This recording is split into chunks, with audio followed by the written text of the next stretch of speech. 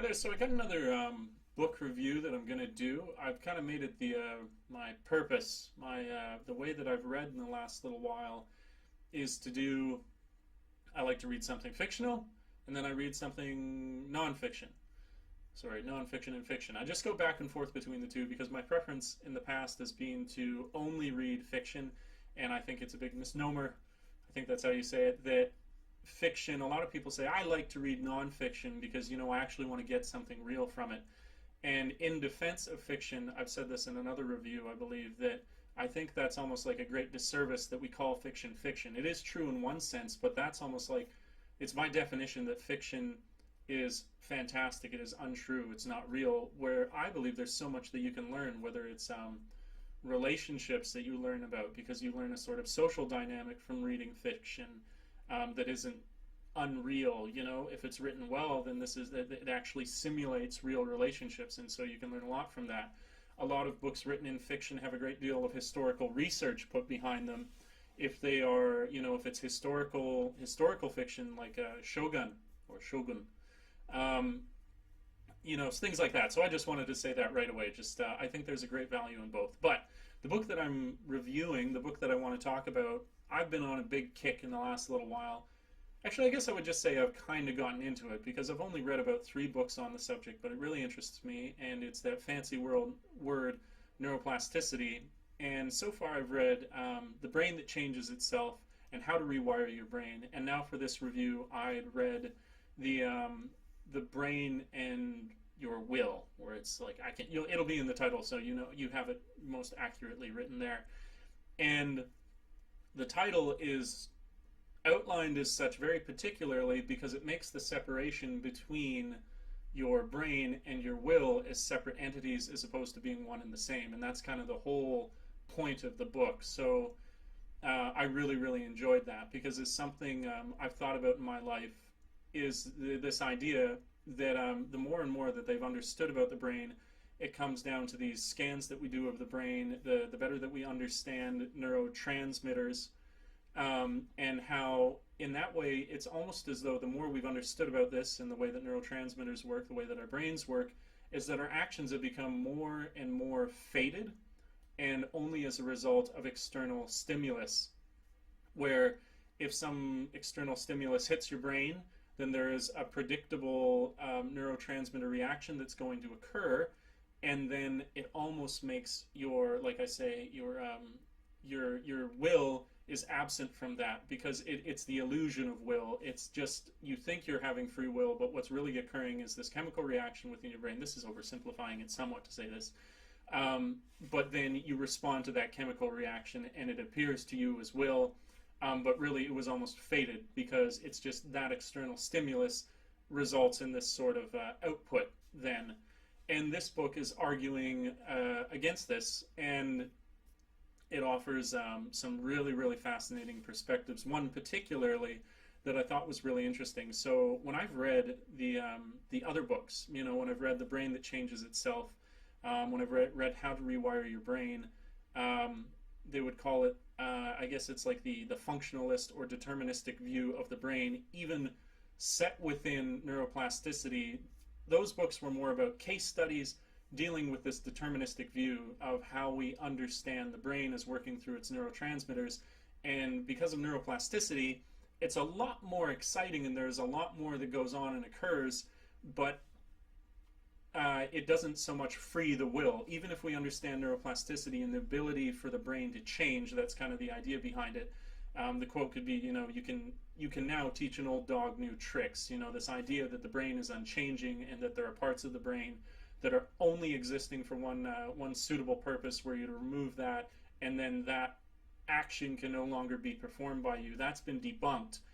But these other books have still kind of run along that same line, where it's been that even if you're adaptive, you're still reacting in this way that is kind of fated, even if it's more dynamic. So where this book, the mind and the brain, is going this extra step was when I was into the first, call it maybe 8 pages. This guy says he differentiates himself on what has been written so far because a lot of the way that we considered the brain, and our study of it in the past has been to consider it with Newtonian physics. And Newtonian physics only consider matter as we understand it in this old model.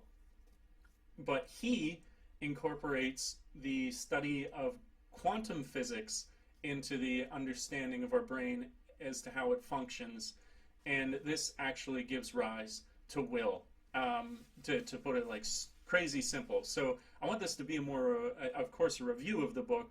But I wanted to mention, I chose, just thinking about the book, 4 different aspects of it that I really, really enjoyed and I thought were fascinating to discuss in terms of content from the book. But first I'll just give it a review, and I'm pretty much sold on the book. I thought it was absolutely fascinating. I would absolutely recommend it to people if they're, even as a first book. You'll get a lot of opinions out there saying that it's, on one hand, people will say that it's overly, it's overly academic, but then people are going to say at the same time that it's not academic enough. It's just the perspective of who has read it. And I would say that people are then confusing their own personal preference with an objective view on the book. And I would say, objectively speaking, it just brings a lot of fascinating things to the table. And if you take your time with it, whether you're here in terms of vocabulary or down here, that you should be able to take something from this book. I think it's, I don't know, maybe it was Einstein who said, if to make a point, to make an argument for things being okay if they're simple, as Einstein said, if you can't say something simply, then you don't understand it well enough. So I think that's a really good point. I would also say another person who's done this is C.S. Lewis is an incredible author for that. He accomplishes conveying to you an incredibly complex idea, but does so in a way that just anyone could understand. And I think you don't have to be some incredible super genius to grasp these ideas. I'm certainly not. I'm a God-cursed art student, and yet I felt like I understood a good deal of the science that went through this book. And so I think it's wonderful. If you're looking to understand the brain, and you're also particularly interested in the idea of free will and a scientific approach to that, not just a philosophical approach to that, this gives a really well-founded hypothesis, theory, hypothesis. It's not in any way a fact, but it's backed up. I've tried to make it a rule that I would not read reviews now if I'm particularly interested in something, especially if I've not yet read the content of a book first, because they really warp your perspective. You should really decide for yourself first reading something and then go in later, because many people, not all, but like a lot of people were critical in a way that once I got through the book, I was just like, I really think you brought a bias to reading this, and it prevented you from seeing what was really good there. So yeah, I'll just jump into it, to these 4 different things that I'll start with. I should have written them down. Okay, so the first thing is, these are just going to be like interesting facts. It was talking about the development of the brain. So the brain, this I didn't know in the previous books that I was reading, maybe it touched on it briefly. By the end of our development as an adult, we have 100 billion neurons, which is really, really exciting. We have a point during our adolescence, I believe, where this bursts into something like 200 billion, but then is pruned back as we, through experience, choose different things, and we specialize in our interests and stuff. But we do settle into 100 billion neurons, and that in itself is kind of an incredible feat, just to think of how many things are going on there. But what I found really, really fascinating is there was a part of the book that focuses on the rate at which our neurons develop at one point in our brain. And there is a point during our early development, this is just a fantastic, blow your mind kind of fact, it's developing at a rate for a period of time where we get an additional 250,000 neurons per second.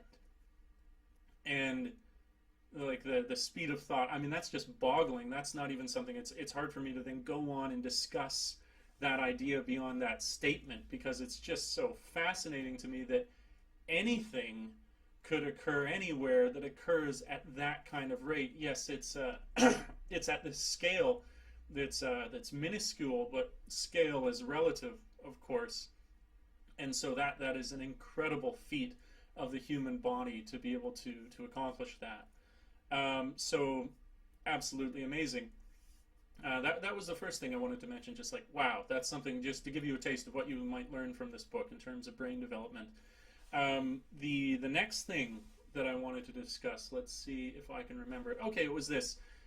When talking about brain development, people have said, it's all dependent on genes, And this book, and this is not a hypothesis, they basically debunk this idea that it's all dependent on your genes, because your genes, basically, they could be seen to develop you to a certain point, but then what this book shows is it's actually the thing, aside from will, or mental force, as he describes it in the book, that develops your brain the most is experience, and how experience has this profound effect on the brain. You can toss in a few interesting facts, like if you put animals into an enriched environment, that their brains develop far, far, far more. It's not just hearsay that if you put somebody in a beautiful, stimulating place, that you will get a far more developed brain. The book goes into this to discuss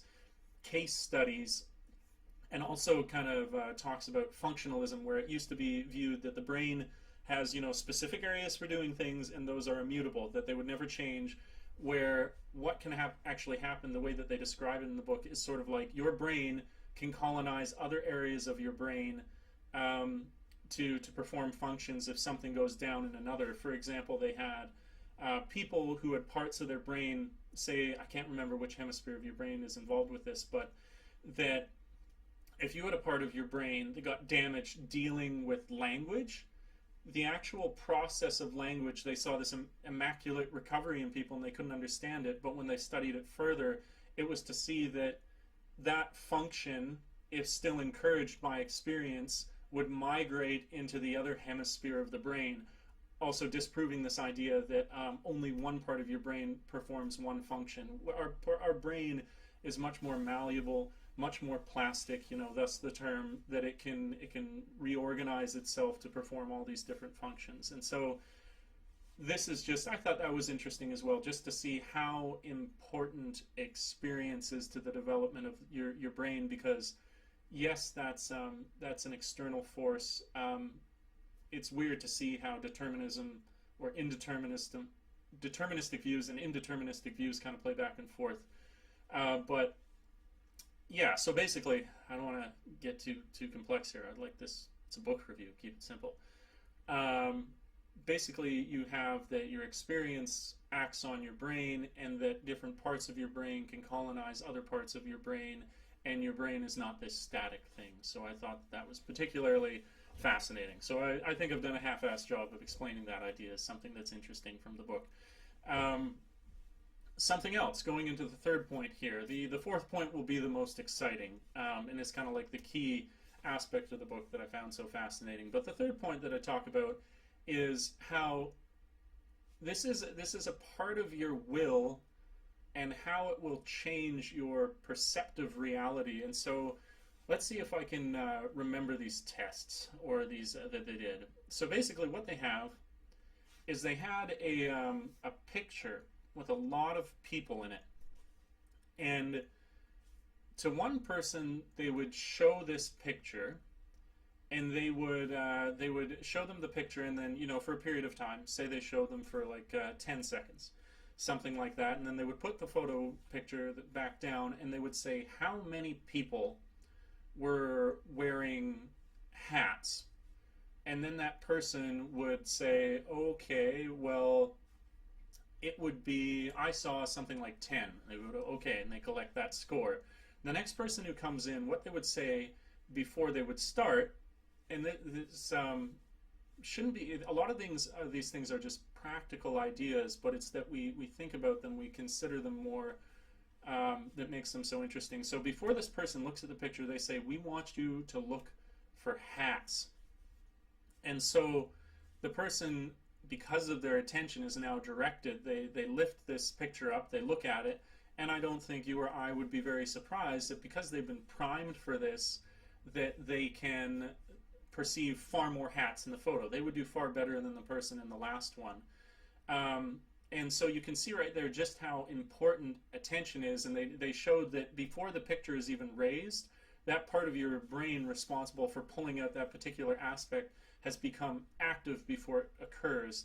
So this also shows the importance of visualization. You know, a lot of people say before a race is a good example, that they should visualize going through it first. And it shows that if you put your attention onto something, I've said this before in another book review regarding this topic, neuroplasticity, that to visualize something is actually no different than to experience it literally, which is just a really, really fascinating fact. You know, it's not kind of like it, it is like it. To your brain, it's no different.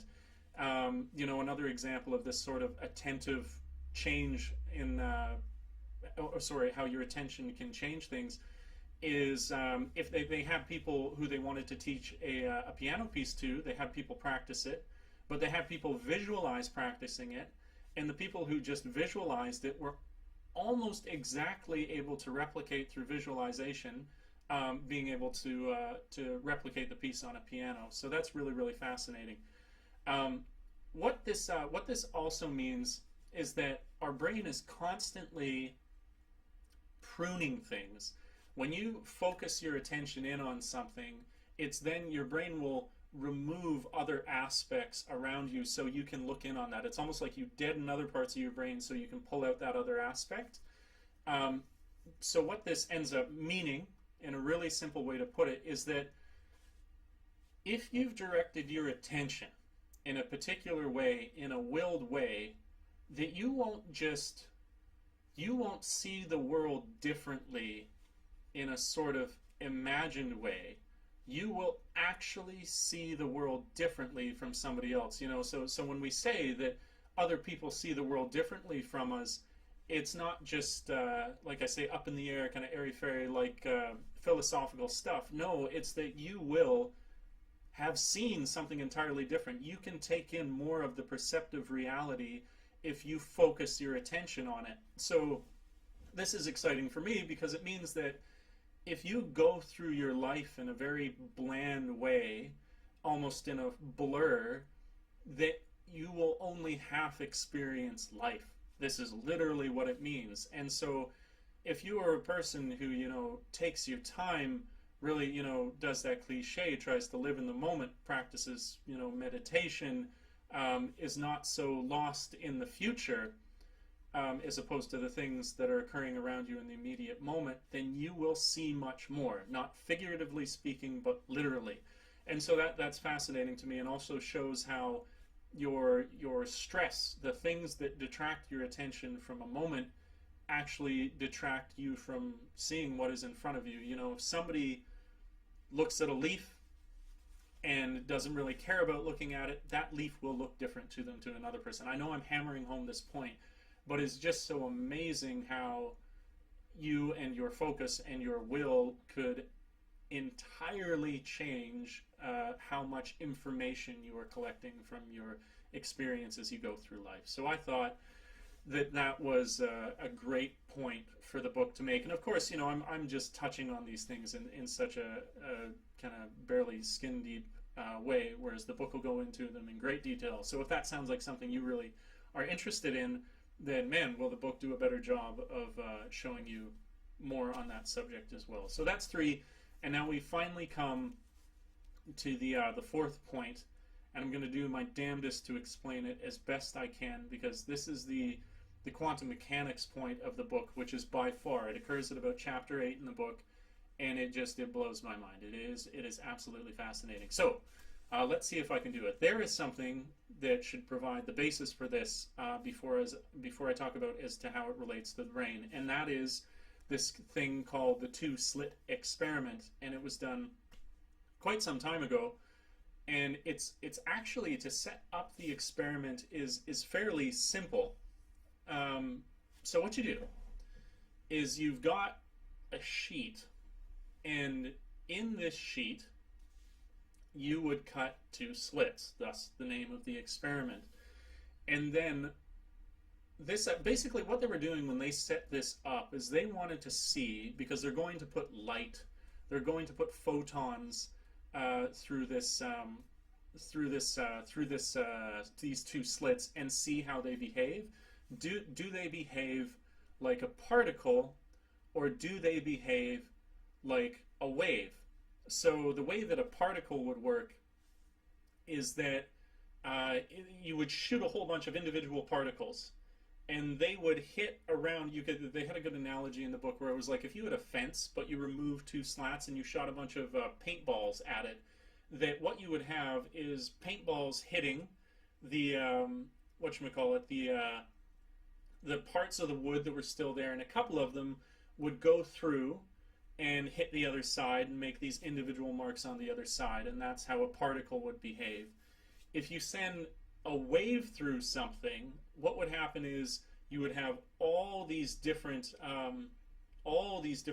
positions that occur around the two slits. It would bend, and there would be troughs and crests of waves, and it makes this very particular pattern on the other side where you get dark slats, basically. And so when they did this experiment a long time ago, what they found is that when they beamed light at it, before they had more exact patterns, that on the other side they would have individual hits that were like particles, individual hits on the other side that had gone through the slits. But in addition to that, they had this pattern of dark and light spots as though it were both a particle and a wave. So when the test was initially done, it was confounding. They were like, what is going on as a result of this? And they didn't understand how it could be both a particle and a wave. And time progressed to the point where we could more accurately do this experiment with the science that we have, where before when they were doing this, which also kind of added an additional variable, they could only shoot multiple photons of light at once, and so you couldn't be as exact as to how does an individual photon of light behave. And like I say, as technology progresses, they got to a point where they could, and so they shot an individual photon at these two slits when the two slits are open. And what they found was that it hit on the other side like a particle, but again sending a single photon across this gap, that they still ended up with these light and dark points. And so what this meant, again, firing a single photon, was that it behaved as both a particle and a wave. So how is this possible? Because the way that a wave forms is only through interference of multiple whatever, I'm not going to describe that well, multiple particles interacting with each other, creating interference, creating the trough, creating the crest. But if you shoot a single photon, what's occurring is that it's interfering with itself. And so what they could then conclude is that this photon, for a period of time, is in all positions before it goes through the slats. And that blows. That's where quantum mechanics is. But that's like the basic idea of it, is that they call it superpositions, that the photon actually goes into these superpositions. A single photon exists in all points at once. It's not that there's multiple, it's that it exists in all points at once. And when someone observes on the other end where it will land, then all these different possibilities, because of the observation of someone looking, then collapse to a single point that it did pass through and end up hitting on the other side. So really, really fascinating. Also shows how the observer is interacting with matter. It's not like matter does its own thing. It's your observation of matter actually changes it. So really, really fascinating idea. I hope that I can, at the most, because my explanation is, I hope at least decent. This just intrigues people enough to read the book, to understand this basic principle. So how does this relate to the mind? It relates in this way, that not only did they do this with a photon, they were like, well, that's one form of matter. What if we do this with an electron? And they did this with electrons, and they discovered the exact same thing, that electrons go through this this quantum feat, this wave, as they go through the two slats and behave in the same manner, where a single electron will interfere with itself, entering into all these superpositions, all these potentialities, and then collapsing to that single one that the observer notices. Now, it works with photons, it works with electrons, but they've also tested this with ions. And this is where it becomes relative to the brain, because an ion that exists within the brain is calcium. Calcium is an ion, and calcium is the agent by which neurotransmitters are passing between a synapse. And so he's suggesting in the book, his hypothesis is that our observance, our will, this outside force on the physical matter, is then giving rise to a real willful decision where, as the calcium ions pass through the synaptic gap, they enter into a million different superpositions, which is all the potential directions that your choice might go. And then when you make a choice, that you collapse this wave, and it becomes the decision that you made. And so you have a quantum brain, which is incredibly exciting and frees you from this deterministic point of view. So that, you know, I'll probably get lots of criticism for my explanation of the two-slit experiment, but I'm more one to intrigue than to describe it absolutely perfectly accurately. I did the best that I could. I just think it's an incredible book, and it frees you. It means that if you believe this, and I mean, I do choose to believe it, or maybe I've deterministically chosen to believe it, who knows who's right at this point, I think it's a fascinating thing, and this has the greater result of this, that if we live in a deterministic world, you don't have to think too long before you realize that morality is obsolete, because any decision that you make was predetermined. And so there is the idea of morality, the idea of virtue, is an illusion, and it's just an illusion that allows the automaton that is our physical body to keep going and not, I guess, lose its mind. But if this hypothesis is true, and that our outside observation, this will, is interacting in this quantum way with our decisions, then morality does matter, because you are actually making a non-predetermined choice. And so I think that's absolutely fascinating and well worth reading about. You know, at least, even if you completely disagree, would you not at least consider the idea? So there it is. That's kind of my 4 things that I found so interesting about the book. I think people should definitely read it. It's not even that long. It's not like you're going to fly through it like you would a fictional book, because, you know, there's I would suggest, you know, I have the benefit of having an e-reader, and so if I don't understand a word, I just highlight it and I use the dictionary. But if you don't have an e-reader, then I would really suggest having a dictionary with you as you read this book, unless you are vastly superior to myself in terms of vocabulary, because to deepen your understanding, you would need that with you for words like ontological. I think that's how you say it. You know, things like that come up. And if I didn't have that e-reader, I wouldn't have known what that meant. So what an incredible book. You don't need to have read any other neuroplasticity subject books to enjoy it.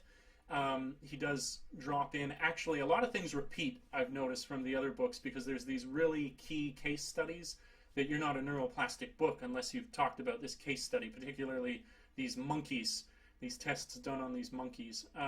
Anyways, that's it. If you enjoy this, please do subscribe, share, and that's about it. More book reviews coming. I'm now reading the fiction. Fantastic author, Peter F. Hamilton. I absolutely love him. And then I'll bounce back again into some more fiction. So yeah, like I like to say, thanks for tripping with Dave, and until we meet again next time, we'll ciao for now. Peace.